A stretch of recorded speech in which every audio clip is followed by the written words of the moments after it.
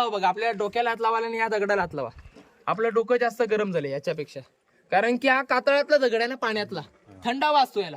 तुम्ही जर सावलीत उभं राहिलं ना तर तुम्हाला थंड जाणवेल, आणि उन्हात लावलं तर गरमी आहे, कारण की दगडाला थंडावा आहे. आणि याच्यावरती मातीची कौलं असायची ना, गोवा साईडला सावंतवाडीला कौलारू घरं तुम्ही पाहिले असतील, कारण की कोकणात कौलारू घर असतात. या ठिकाणी दगडामध्ये होते, याच्यावरती पूर्ण कौलारू छत असायची. हे त्यांचं बाटटप पुढे नाही का. हे बघा, हे समोर 2 छिद्रे असतात ना, ड्रेनेज, सांडपाण्याची व्यवस्था, पाणी तिथूनच निघून जायचं ना.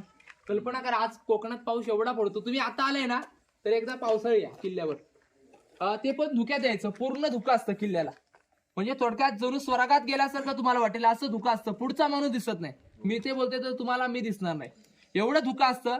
आणि पूर्ण रायगड हा हिरवागार असतो, पूर्ण झरे असतात किल्ल्याच्या समोरून, ते पण चालत यायचं त्यावेळेस.